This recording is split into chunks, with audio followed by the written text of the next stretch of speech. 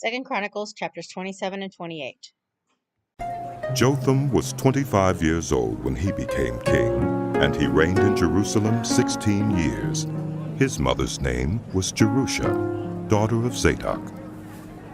He did what was right in the eyes of the Lord, just as his father Uzziah had done. But unlike him, he did not enter the temple of the Lord. The people, however, continued their corrupt practices. Jotham rebuilt the upper gate of the temple of the Lord and did extensive work on the wall at the hill of Ophel. He built towns in the hill country of Judah and forts and towers in the wooded areas. Jotham made war on the king of the Ammonites and conquered them. That year the Ammonites paid him 100 talents of silver, 10,000 cores of wheat, and 10,000 cores of barley.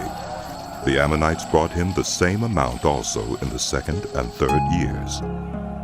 Jotham grew powerful because he walked steadfastly before the Lord his God.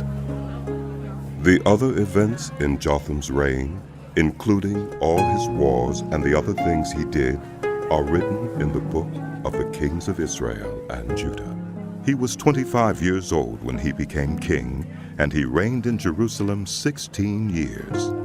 Jotham rested with his ancestors and was buried in the city of David, and Ahaz, his son, succeeded him as king. Ahaz was 20 years old when he became king, and he reigned in Jerusalem 16 years. Unlike David his father, he did not do what was right in the eyes of the Lord. He followed the ways of the kings of Israel, and also made idols for worshiping the Baals. He burned sacrifices in the valley of Ben-Hinnom, and sacrificed his children in the fire, engaging in the detestable practices of the nations the Lord had driven out before the Israelites. He offered sacrifices and burned incense at the high places, on the hilltops, and under every spreading tree. Therefore the Lord his God delivered him into the hands of the king of Aram. The Arameans defeated him and took many of his people as prisoners and brought them to Damascus. He was also given into the hands of the king of Israel, who inflicted heavy casualties on him. In one day, Pekah, son of Remaliah, killed 120,000 soldiers in Judah, because Judah had forsaken the Lord, the God of their ancestors. Zichri, an Ephraimite warrior, killed Maaseiah, the king's son. Azrikam, the officer in charge of the palace, and Elkanah, second to the king.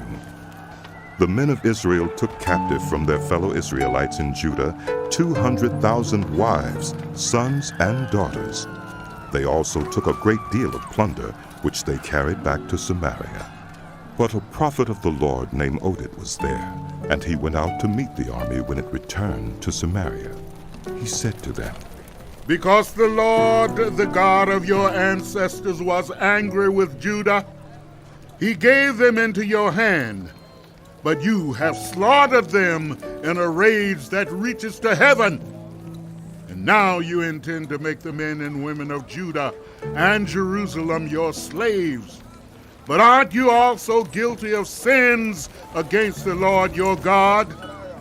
Now listen to me.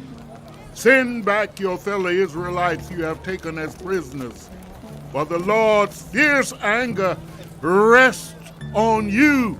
Then some of the leaders in Ephraim, Azariah, son of Jehohanan, Berechiah, son of Meshillemeth, Jehizkiah, son of Shallum, and Amasa, son of Hadlai, confronted those who were arriving from the war.